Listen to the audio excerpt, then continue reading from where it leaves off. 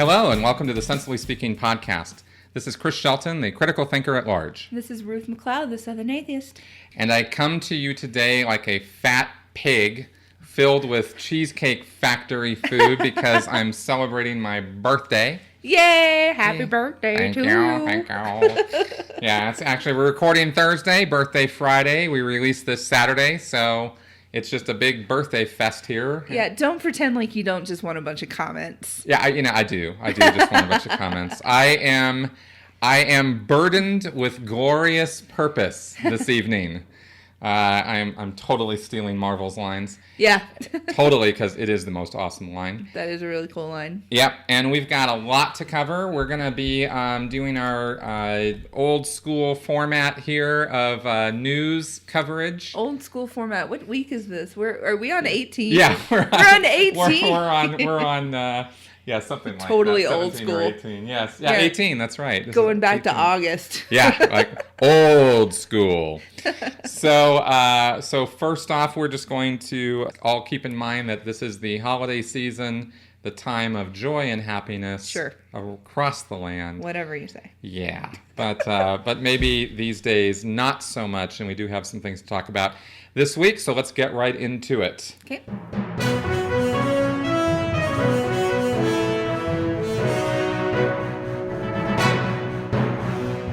First up in the news is a follow-up to last week's podcast about Robert Louis Deere, the man who attacked Planned Parenthood in Colorado Springs. Fuck that guy. Killed 3 people, wounded 9 others.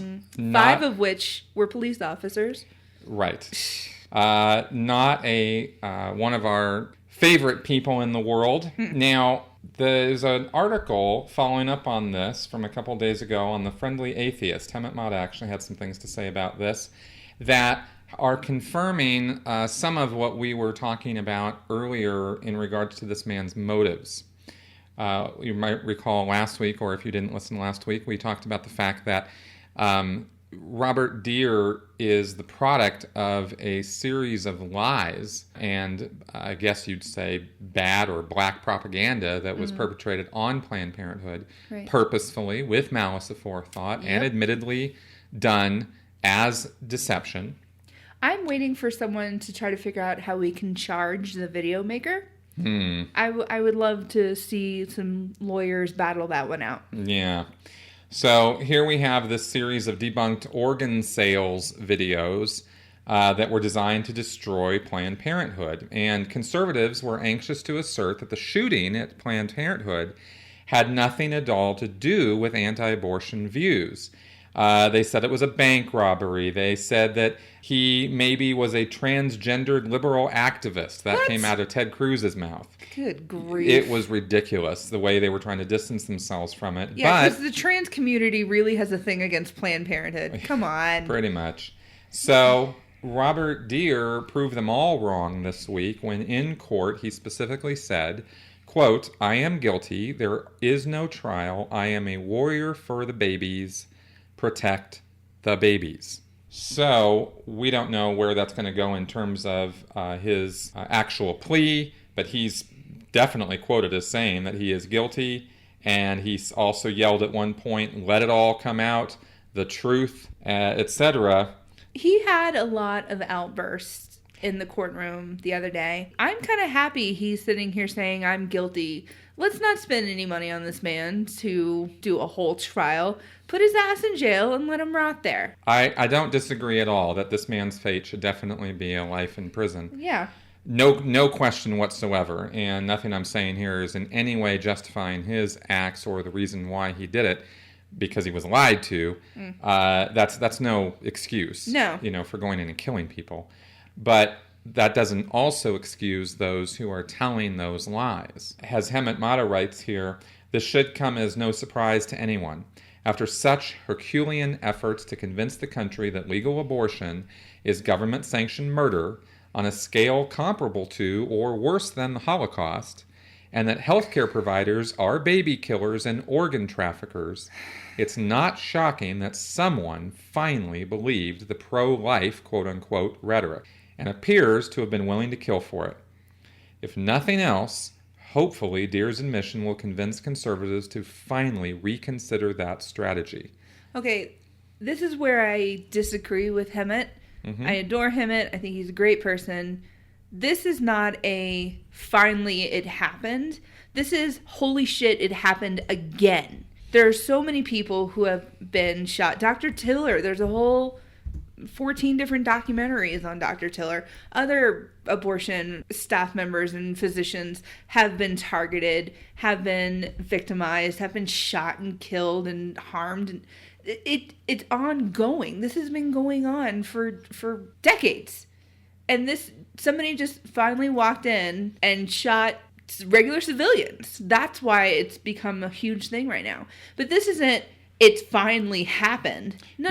You're absolutely right. No. You're absolutely right, because we've been dealing with decades of fire bombings, personal threats, and intimidation. This psychotic Santa-looking guy on his own has, out in the Carolinas, harassed the Planned Parenthoods out there. That's right. So this guy has been doing it for years. Nothing new on this. It just happens to be, a rather explosive response now with people dead and wounded. And so we have this backlash. Some of the outbursts that he was having in court are making it sound like he's not right in the head. Well, it's definitely. I don't think there's even any argument about that. I mean, yeah. I think anybody who's going to walk in and just shoot innocent people is not right in the head. Exactly. But again, doesn't give a pass to those who fed that monster with lies. Absolutely. And pushed him in a certain direction. This is the videos basically added fuel to a fire. Exactly. And I really want to see a lawyer somewhere try to bring this guy, the video maker guy. Well, as we went over with Josh Feuerstein last week, the First Amendment gives people a lot of latitude. And I don't know that we're going to see that level of judicial review on this, or these guys being held accountable for their words, which is actually why I'm bringing it up on the show, because at least at a social media level, we can hold them accountable and we can hold them responsible. Damn Constitution. I know. But, I'm kidding. But actually, there is a point there, because when you are inciting violence and when your words result in violence, you have to assess that. It's the same as, somebody in a theater can't just stand up and start yelling fire. Precisely. There's regulations there. There are regulations, and I really think that these people are starting to really show that line is very, very thin. Precisely. And I don't know or where we go from here, but this is something you can draw a line between the two, from the ass hat red hat, and you can draw a line from video maker douchebag. Right. I don't know people's names. I think we know who you're talking about. I know victims' names, okay? Right. That's Totally understood. F these people. So I think we're in agreement on the fact that is explosive incidents like this that hopefully will get at least some level of conservative review of their actions and the words that they use, and maybe tone down some of their rhetoric so that it's not quite so instigating. Yeah. But here's the issue: they're not going to tone it down. Because as far as they're concerned, this is casualties to the overall war of stopping babies from dying and inside women's bodies and crap. Yeah, we do have a very systemic difference there of opinion on that particular issue. That is true. Yeah. And it's a major one. And they'll separate themselves from someone who's going to incite harm, but they're still going to say things like the ass hat, red hat, where he's saying, let's go out and make these people afraid. Okay, he's going to say everything he can besides go do this. Right. Really just clarification of some of what we were talking about last week in terms of Robert Deere's motives and motivations on this. And like I said, I think that the best possible outcome of this at this point would be to hold those responsible for inciting violence, responsible for their words, and get them to tone down their rhetoric, regardless of how right or wrong they feel about the issue or how passionate they might feel about it. There is no issue, I think, worth killing people over. No. Period. Especially if your argument is stop the killing, so I'm going to kill more. Yeah. And one last point on this, as we brought up last week, Robert Deere's actions did absolutely nothing to bring justice to anybody who was pro-abortion. He killed people who were literally against abortion. Yeah, the police officer. Such as the police Sweeney. officer that he killed, right? Who was a co-pastor at an evangelical church. And I know people who know him, and they will tell you, they told me, he was most definitely pro-life. So there you go. And the other two people that were killed, neither one of them were at Planned Parenthood for services. Right. They were there as... They were there as support. They were there for support for their friends. Right. And we are still going to be having our rally December 19th, the Stapleton location, bright and early, 7 a.m. I'll be there way earlier. So I like to get a good seat before the anti-choice people get there. Because if we block them, then they get all flustered, and it's funny. All right, our next story in the news here has to do with Mark Zuckerberg of Facebook fame. Zuckerberg. Yep, Mark Zuckerberg. Zuckerberg. Okay. And he actually put out, he's been more vocal lately. He and his wife had a child, and I think that had quite an effect on him because we're seeing more vocal postings and social media activity from him in regards to the value of being a father and a parent and children in the world. Philanthropy, I think, 95% of his assets he's donating to charities of some kind.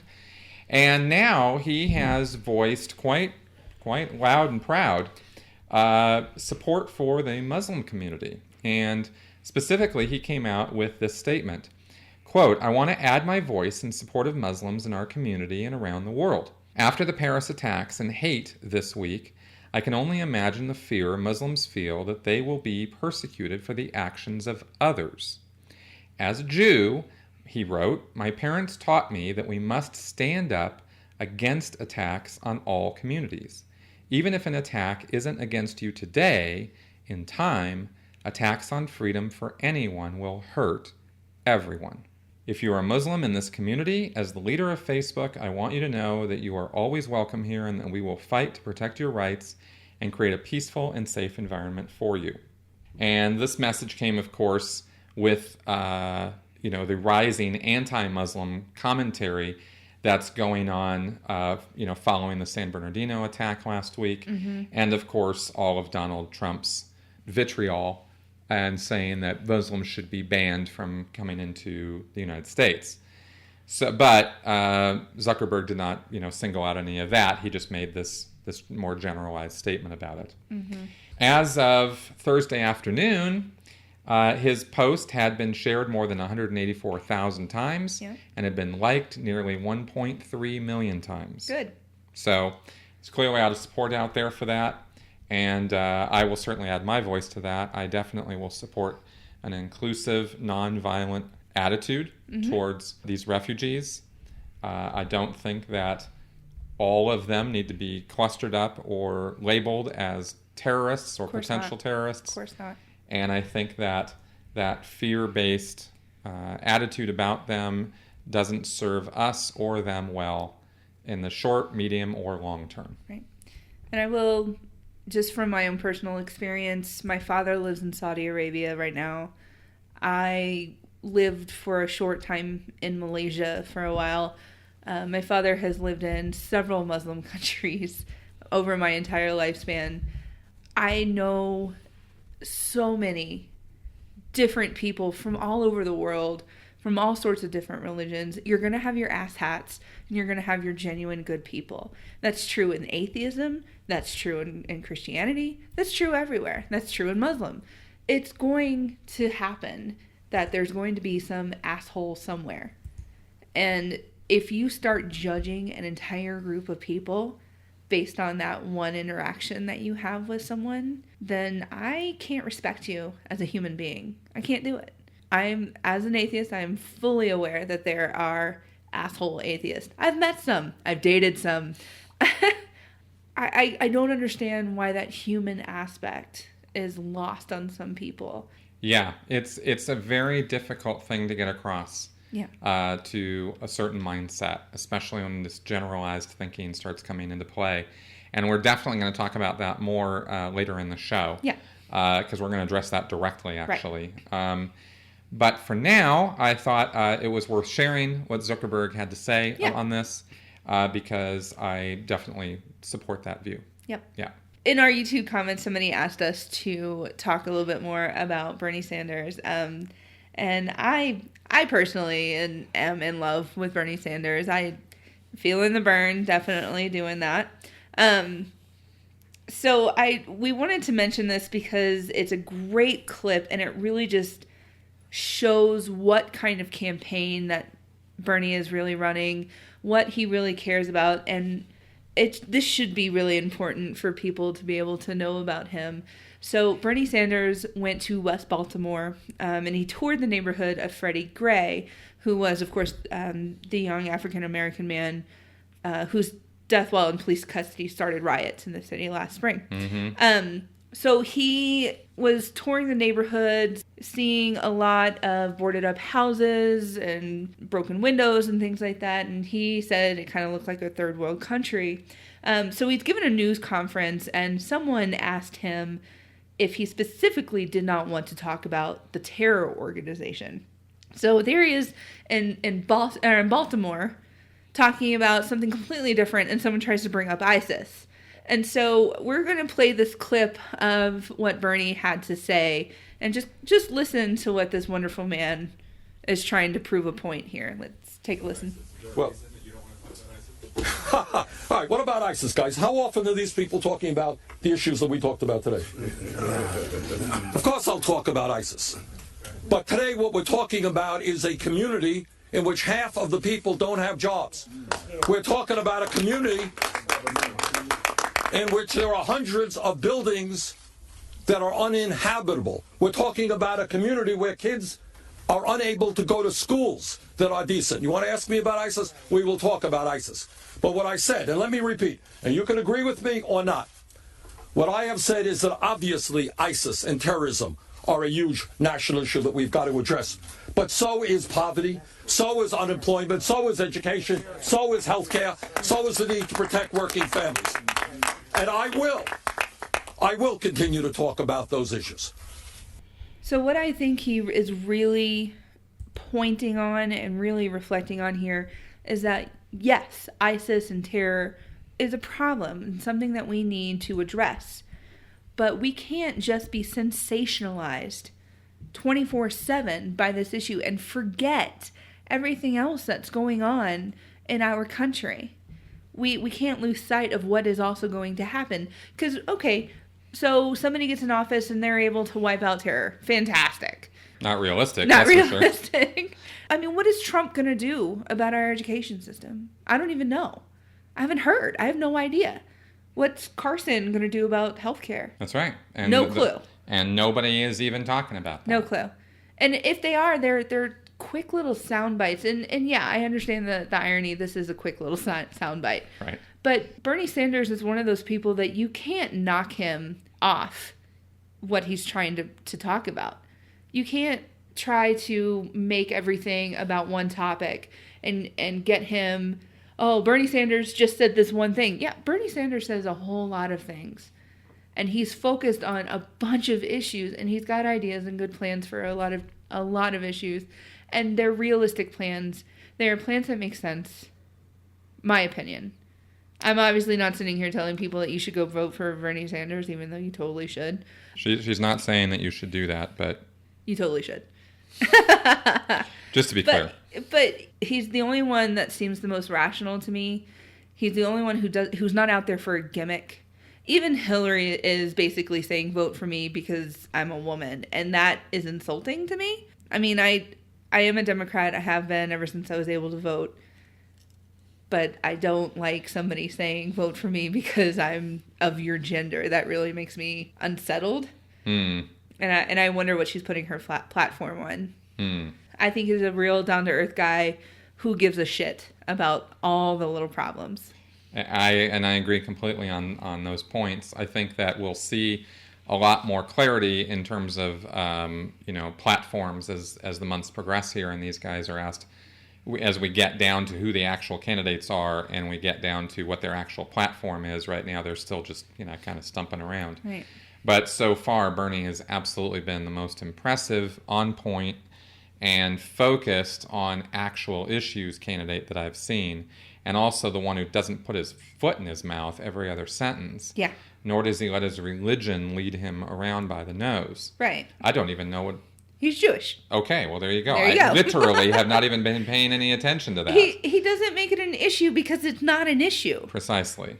And he obviously here is talking about issues that are important, do matter, and should be receiving focus of attention from politicians. Mm-hmm. Economic issues, inner city problems, literacy and education. These are much, much more important to us, statistically speaking, right now, than the terrorism problem. They actually are. But we've got some other issues in regards to terrorism and immigration and Muslims and all that, and we're going to get into that in our next segment, because those things are being presented to us as though they are so much more important, but they're actually not. Right. And Bernie's the only one I've seen so far through this whole thing who keeps bringing the focus back to those issues, which is exactly where they should be for an American president. And I will say this, he might be the one that I see the most, because I tend to surround myself with rational thinking, left-leaning people. Mm-hmm. So maybe I'm seeing more about that because of that. Well, I feel like I've been exposed to way more Trump, Cruz, Carson, these other wingnuts than I ever have seen of Bernie. But Bernie's been this stable, solid guy who is just getting the rational support. I mean, in other words, every time you see rational, sensible things being said, they seem to be coming from his camp. Right. There's lots of people that I've seen. There was a short video of a younger person. I don't want to say kid, because he's obviously old enough to vote. He just looks like he's about 19 and a half. Mm-hmm. He has a YouTube video that's relatively popular. He's been a contributor on Fox. He's a young Republican. He supported Ted Cruz, and he recently came out and said, "I'm feeling the burn. I'm all about Bernie." Wow, there you go. And even my very conservative brother-in-law is voting Bernie. Wow. So we'll see how things progress. We've got 11 months or something until the actual vote happens. 11 months. And it's going to be, I believe, a whole different world 11 months from now. So I'm not even into predictions or, even any sort of, who the candidate's going to be. Mm-hmm. All my commentary on this, and I think Ruth's as well, is simply with what we've been given so far, this is how we see things. Right. We'll see how it progresses over the next 11 months. Right. And now it's time. What are you talking about? What are you talking about? What are you talking about? This week we're going to talk about Donald Trump, the presidential race, and the hopes and fears of the United States right now. We've got some sensible speaking to do about this. This isn't going to be some anti-Trump rant. There are some points that I think need to be made about some of the ranting that's going on in the United States right now. Mm-hmm. And, we put a couple gray cells into this and kind of looked at some of the media and some of the coverage that's been going on, and also looking into who are Donald Trump's supporters and why are they Donald Trump supporters. And I think we might have hit on a few things that might be of some interest here. I'll agree with you on that one, just because I came into you and I prepping for this frustrated, mm-hmm. and now I'm looking back going, I want to put together a study. Now I'm more fascinated by this whole concept. Mm-hmm. So this is going to be frustratingly enjoyable. All right. So first we've got a clip of a woman who is a diehard Trump supporter, and she is expressing what she believes are her reasons why she's a Trump supporter, and it has a lot to do with current political climate. So here it is. As far as the truth goes, we've got people in positions of power who I know for a fact are liars. Liars. I watch the TV, my president comes on the TV and he lies to me. I know he's lying. He lies all the time. Look for him. I don't believe any one of them, not one. I believe Donald. Exactly. I'm telling you, he says what I'm thinking. Exactly. Never been involved in politics, never had an interest in any of it. Now suddenly he is resonating. He is resonating with the people and he's speaking our minds, our minds. When the pundits and the experts and all the people who are supposed to be in the know and know all this stuff, and they're so great, I know some of them, maybe not all, but some of them are lying to me, straight to my face, and I am so sick of it. On NPR.org today, there was an article called "Surprised About Donald Trump's Popularity? You Shouldn't Be." And in the article, it starts off by saying that there are a lot of surprising things about Donald Trump's campaign. He has been atop polls almost constantly for nearly 5 months. Contrast that to GOP primaries of recent past in which a series of, quote, frontrunners have come and gone before a nominee was chosen. Likewise, he seems not only immune to fact checks, but is helped when he is perceived to be a victim of media targeting, even when he has made blatantly untrue claims and refused to back down. Nearly 2/3 of likely GOP primary voters said in a Bloomberg poll that they supported his proposals to block all Muslims from entering the U.S., a proposal that many legal scholars say would be unconstitutional and that many of Trump's GOP opponents blast as un-American. But when you look at Americans' attitudes, not only on that specific question of Islam, but towards politics in general, a lot of things that have surprised the political establishment about Trump aren't surprising at all. Now, this article goes into 3 things. I'm not going to read the entire thing. The points being made on this simply are: 1, Americans feel negatively toward Muslims. Unquestionably, that is true. 2, polarization is a big part of what's driving Trump. And 3, a lack of trust and a want for change. Now, I have some comments to make on this because I think what we're looking at with Donald Trump right now is the product of something that's been brewing in the United States for years, maybe decades. Now, I grew up in the 80s, really, in the 70s. I mean, I was born in 1969 and wasn't really aware of much of anything going on around me until the 80s. So, maybe this goes back farther than that, but as far as I'm aware, I think what we're dealing with right now in the United States is a culture of fear. I think we have an environment of fear more so than we've ever had before. And I think that is what is behind Donald Trump's popularity more so than maybe a lot of us want to give credit for. It's very, very easy to look at Donald Trump as an individual and go, this guy is a madman. This guy is a Hitler in the making. This guy is saying things that are outrageous. But why is it that otherwise probably very intelligent people would fall for or go into agreement with these kind of statements? It's because they're afraid. We're living in a climate of fear. And that climate has been brewing for many, many, many years. When I grew up, the USSR was a very real threat. It was no joke. The Soviet Union wanted us gone. And both sides had a mutually assured destruction strategy, right? If one went down, everybody went down. And that was no fun to live with. It had definitely abated quite a degree over the 70s and 80s, but it was still there. And it wasn't until the Berlin Wall came down, I think in 1986 or 87, that things really chilled. And suddenly that threat was gone. And it was like a monkey off everybody's back. I remember well that feeling. So all through the rest of the 80s and 90s, there was no external threat to the United States that really meant anything. There was no idea that somebody was going to invade the U.S.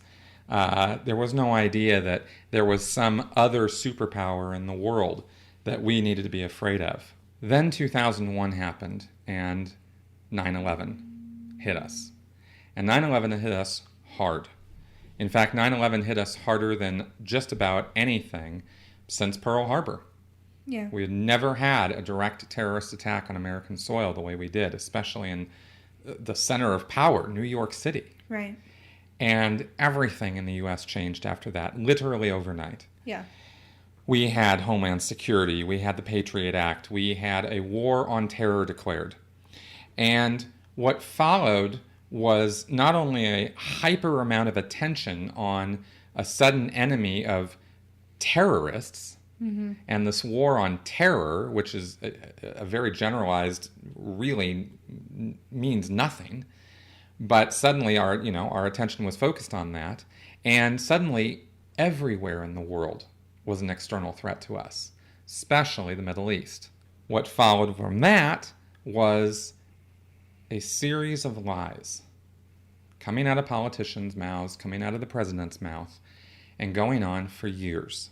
Suddenly we had American troops in Iraq and Afghanistan, and over there in the Middle East, we had weapons of mass destruction. Oh, no, actually, there weren't weapons of mass destruction.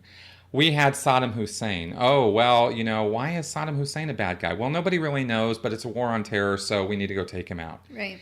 And we need to bring freedom. Well, did we bring freedom? No, we did not. They couldn't get rid of us fast enough. And this just sort of circle jerk of foreign policy goes on, and the American people for the last 14 years have been watching a dwindling spiral of lies coming out of politicians' mouths. Now, that is going to have an effect on people. In addition to that, of course, we have economic issues, we have job problems, and we have a rising awareness. Maybe this situation has always been there. Maybe this situation has been brewing for many, many decades. But we now also have a rising awareness of the corporate problem. Big pharma, big gun, big tobacco, big this, big that. There's a lot of money being thrown around. There's a lot of lobbyists running around with a lot of money and a lot of influence. And once again, we can't truly, totally trust our politicians because we don't know who's buying them off. Right. You see these memes of, it would be nice if we could see the corporate sponsors. Yeah. Right? Where they have them on their clothes, kind of like a race car driver. Exactly. Yeah. So, and that's actually not unrealistic because it's true. Right? Is. When you see the amount of money that the NRA puts into lobbying or some of these other gun groups that we've talked about, and that's actually small potatoes compared to DOD contractors. Oh, yeah. Right? Big pharma money. We're talking about billions of dollars. So this is also an influence.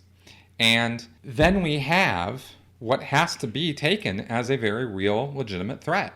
Right. There are people in the Middle East who want to kill us, who want America gone. Yeah. And they made those intentions very clear on 9/11.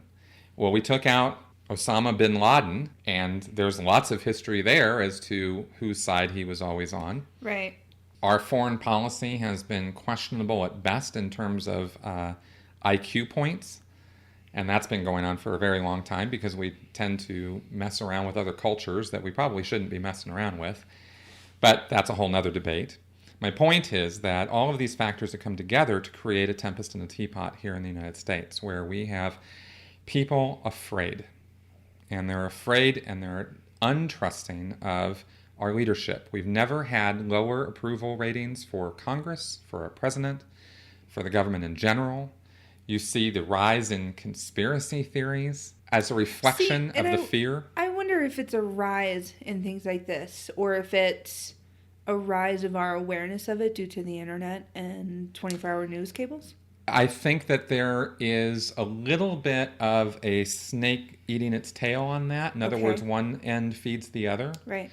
Because we have, with the rise of the internet, very good point actually, we have a greater dissemination of information than we've ever had before, and we have not had a concurrent rise in critical thinking skills. In fact, they probably cut critical thinking in most schools now. Well, it depends on grade. Yeah, it depends on who you listen to, but I think that it's easily demonstrated that there is a lack of critical thinking across the internet. And certainly amongst those who are afraid. And that's actually the point that is really driving this is the fear. When people are afraid, they want a target. Yes. And when people are afraid, they'll do anything to take that target out because they're afraid for themselves, they're afraid for their families, and then, of course, afraid for their country overall. And so we have these fears being manifested. And I posted earlier this week what I thought was a pretty bright observation on somebody's part, which was that Donald Trump is sort of like the comment section of any blog brought to life. Or YouTube or That's right. Tumblr or whatever. He's a damn soundbite. Well, precisely. Yeah. And those comments are, if you actually get down to the heart of it, driven by fear. Yeah. And so the war on terror really should be the war on our own terror, because we have become a nation that is terrified. And we were not always that.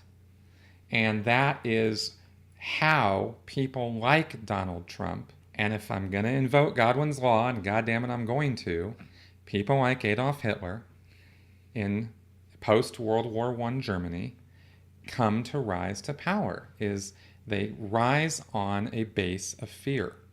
And they promise that they will make things better. Yeah. And that they can be trusted. Well, I don't trust Donald Trump, but it speaks to a wider problem that we have, and one that we must address, and that is the one of our fear. I don't understand the fear of lumping an entire nation of people into one fear. I don't understand that. I grew up, I was born in 1984. The first time I ever remember thinking that we as a country can be hurt was the Oklahoma City bombing in 1996. And that was from someone in our own soil.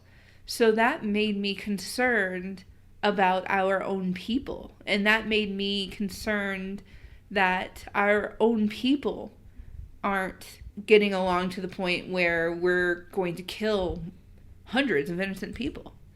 What was it, 160-something people died, I think? I think it's the single largest domestic attack that's ever happened. And so that, to me, was something that made me feel unsafe for the first time. And I was 12? Yeah, I was 12.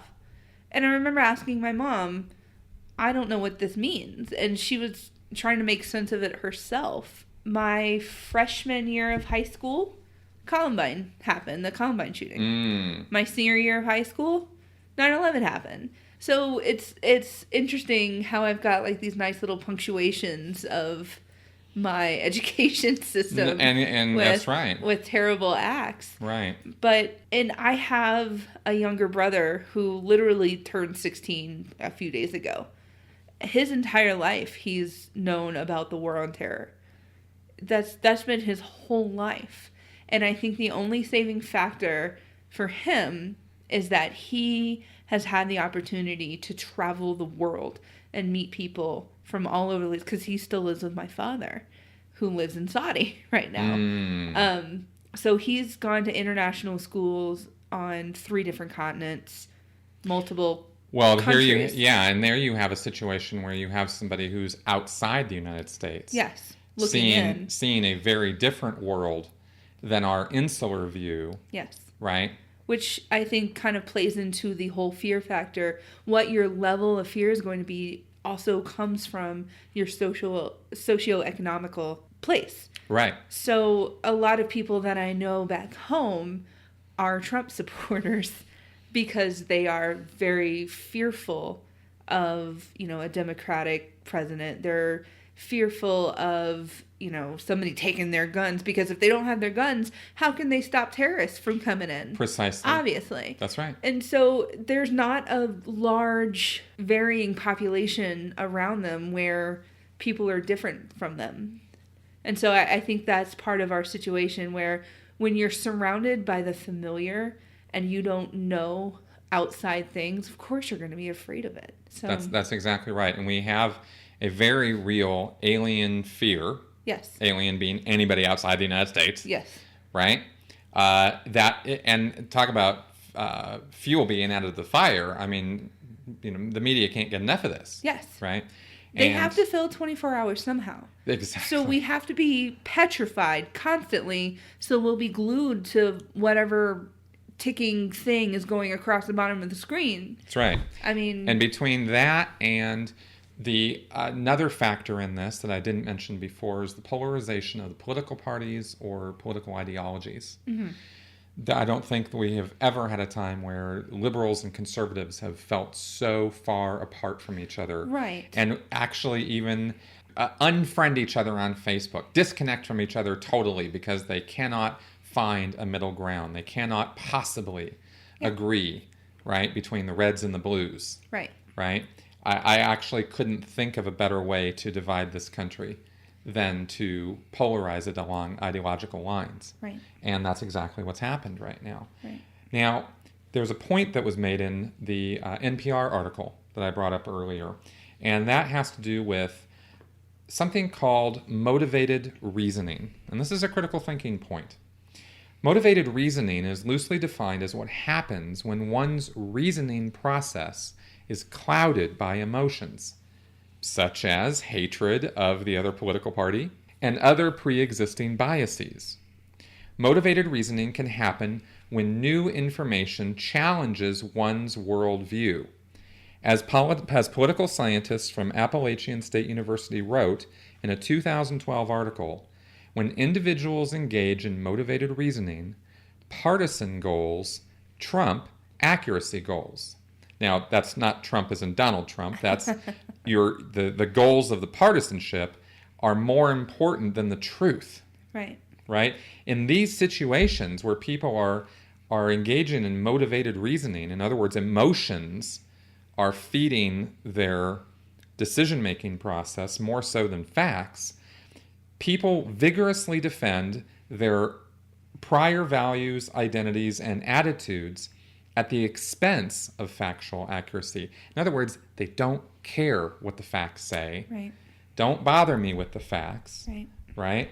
And this is how you get the phenomenon of Trump supporters, who I will say are not dissimilar to our good friend Robert Deere, the Colorado Springs shooter. Psychotic Santa. He goes in and he does the worst possible thing you can do for what he thinks is the best possible reasons. Yeah. He literally walked in there and killed people because he thought by doing so he was saving lives. He thought he was saving babies' lives. Who doesn't want to save babies' lives?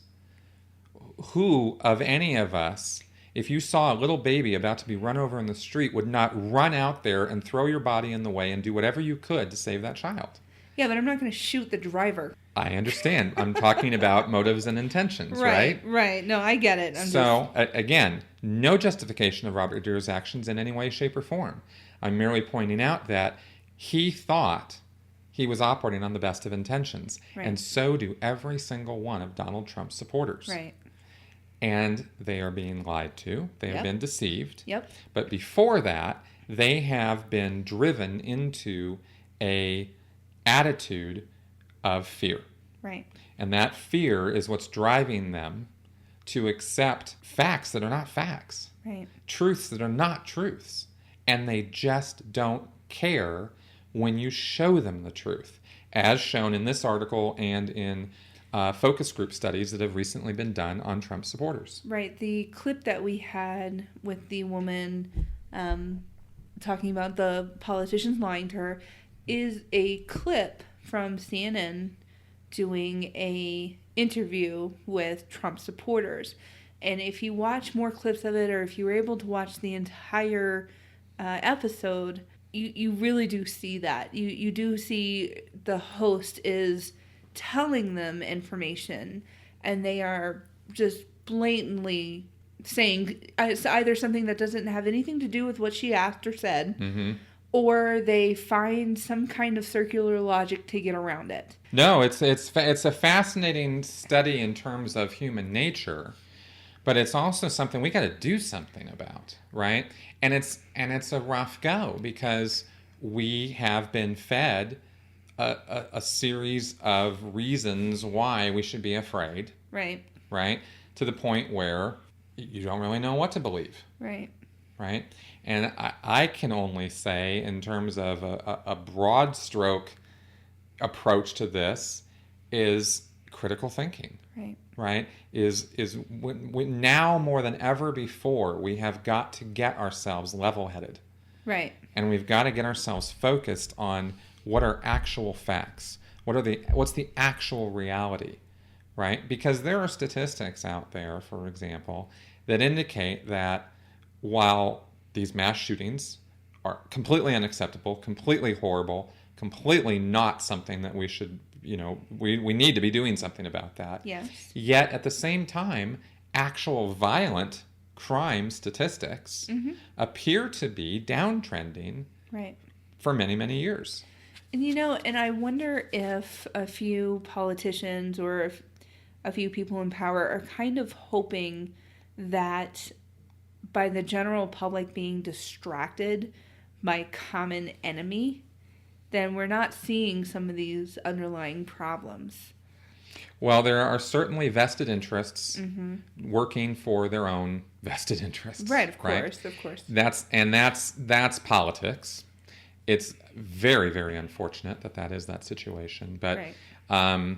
In terms of manipulation of information, oh yeah, Oh no, yeah, absolutely. no question about it. Yeah, I'm not asking that question. That's just the sociologist in me. Yes. Coming out and going, ooh, I wonder how we came to this concept, or who decided to choose the brown people. You know what I mean? Like, right. Well, you look at mainstream media. Yeah. Right? Yeah. So your MSNBC, your CNN, your Fox News, right? And you look at the fact that we've been fed this diet of fear, Right. fear, Right. right? For 14, 15 plus years, Right. Now, the thing is about this also, of course, is that this is not just on the conservative side. This is not just with the Republicans, right? The Democrats as well, and the liberals as well, can take some pretty extreme positions, also based on motivated reasoning. Yeah. Right? No, of course it can. And for, as an example, as of 2006, during the Bush administration, Democrats were as likely to believe that the 9/11 attacks were an inside job as the Republicans were. And as of 2010, Democrats were just as likely as Republicans to believe that Obama was not born in the United States. Okay. So, all right. just letting everybody know this isn't some anti-Republican rant, Right. or saying that the Republicans are the only ones who are influenced by fear or driven by motivated reasoning. This is a human nature problem. Right. And it's one that we've all got to individually be more aware of, take more responsibility for personally by informing ourselves. Democracy, or a representative republic, only works with an informed populace. Right. I would definitely say now more than ever that we are not an informed populace. We're lazy. We're lazy freaking people. And you know what? You know why we're lazy? Because everything we see now is short little blips of information. Precisely. And if you hand me a cue card of a quick little Trump said this, Sanders said this, so-and-so did this, I'd be like, cool, I've got my information. Whereas, if you hand me a full article, I'll be like, words, wall of text. Give me a too long, didn't read version. Right. But, and only when something piques your interest do you really get into it. Precisely. And that has been also another factor here that has entered into our thinking, I think more so because of soundbite, flash in the pan, instant news story headlines, CNN-type news reporting, where the longer, fuller approach to stories has gone by the wayside, right, or has become much rarer, much harder to find. Right. That was something that was a specialty of print media, and now that we have more digital media, TLDR, baby, I just don't have the time, right? We don't have time to do anything. Take the time. Right. We've got to untrain ourselves out of this soundbite mentality and instant gratification sort of information access that we've been trained into for more than the last decade. Right? This has been 15, 20 years that this has been going on. Right. This is something we have to untrain in ourselves. Mm-hmm. It goes hand in hand with critical thinking, and it goes hand in hand, quite frankly, I believe, with our survival as a country. Chris and I sit here and do our podcast, and we, rant and talk on and on. But we do our prep work. We're reading articles throughout the week, and I'll even stop a podcast of us recording and say, let me check my citation before I say that. There really needs to be a moment of, I'm going to sound so white right now, check yourself lest you wreck yourself. Like, there really needs to be that moment. And especially if it's going to be something that you're going to get passionate about, that you're going to vote about, that you're going to go on Facebook and rant about. Know what the frick you're talking about before you put your butt out there, because I guarantee you, someone who knows more about the conversation than you do is going to knock your ass down. Or worse, 20 people who know less than you do are going to take that soundbite as truth. Yes.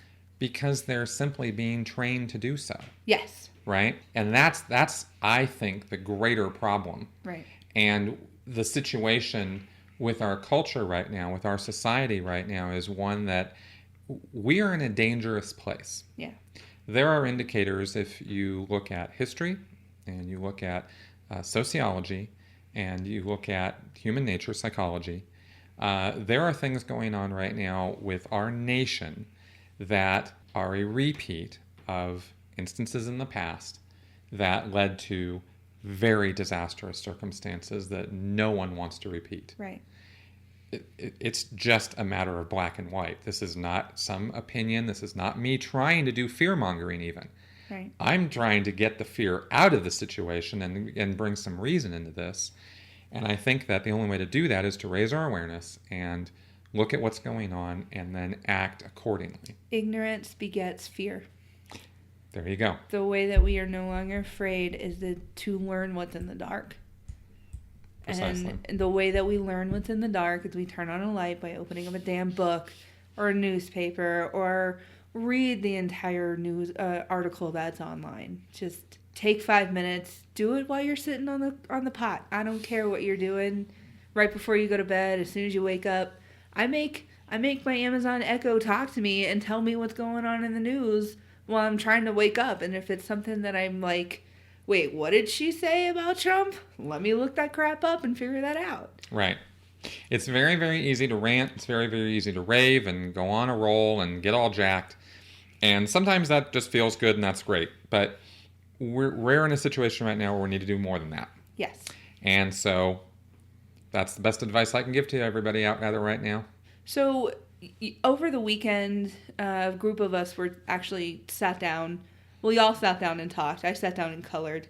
But I swear I was listening to what you guys were saying. I just needed to color for a bit. I may have been hungover. But you and a few other people at the table were talking about the reality of someone like Trump actually being a viable nominee. And you said some pretty interesting things, I thought, and actually hopeful things for myself. Well, I am hoping that what's happening right now is that Trump is working this fear factor, working this base of Republican supporters in an effort to get them ready for what the Republican Party will present in a couple of months as a more middle-of-the-road, reasonable, viable candidate who actually could be elected by a majority of the conservative population. Right. That's what I think and honestly hope is happening right now behind closed doors with the GOP.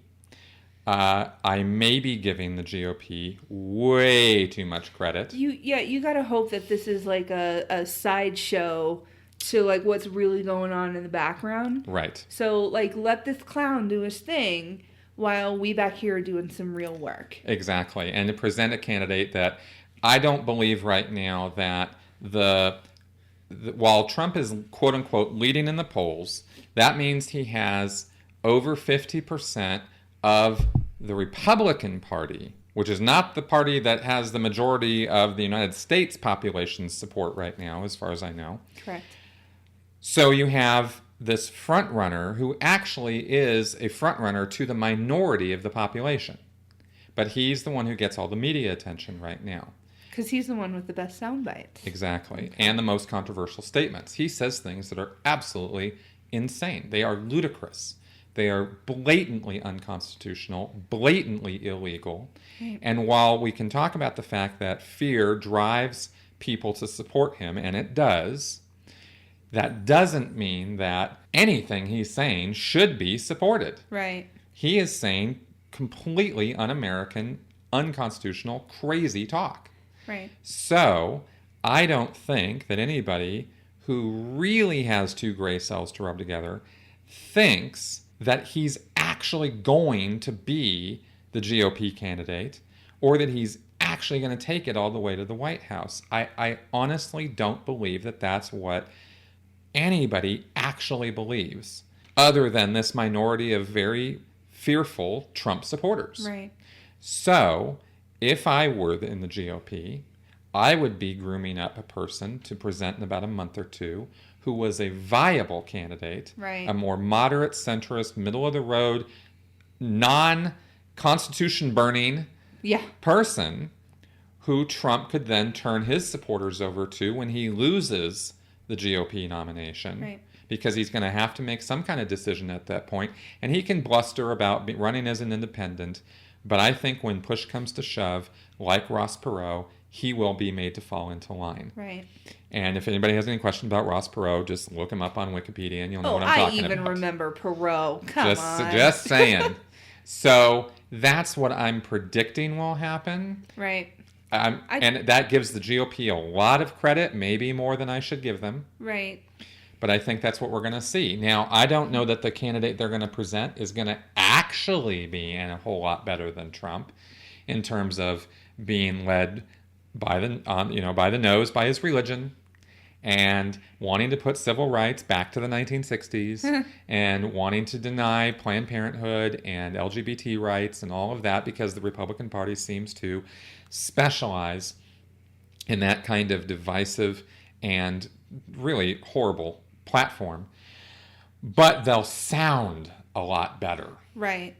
The candidate that they will bring forward will look and sound more moderate. Okay. And I think at this point, almost anybody could be considered more moderate than Donald Trump. I think what it is, just because of how much media attention he's getting, a lot of people at the table, even my SO, Robbie, was a little cautious and getting a little nervous about it. And, he is concerned. I think he's concerned about the American public applauding whenever this man says something asinine. Right. We just lose sight of the fact that those people who are applauding are a minority. They No, are. you're right. You're right. And as he goes on, I see more and more anti-Trump rhetoric. Mm-hmm. Right? Yes. Rightfully so. Yes. Right? Even by Republicans, mm-hmm. right? He just goes so far out there. Yes. And I don't know that, you can get any more right than Donald Trump at this point. Right. I mean, I think he's more right than Dick Cheney. Right. Right? So that's saying something.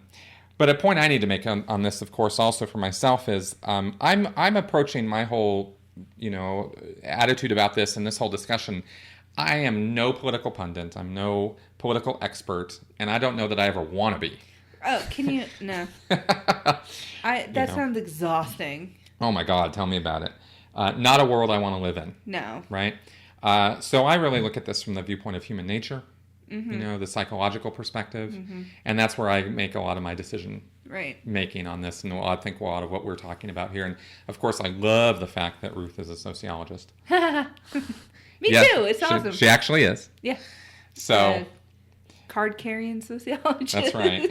And that's really the conversation that we're having is looking at this from that angle. So I don't want to poison the well here by putting out some kind of thing of this is all anti-Republican raving, Right. you know? Trying to ban a group of people based on their religion, one, is unconstitutional. It's not something that we can do.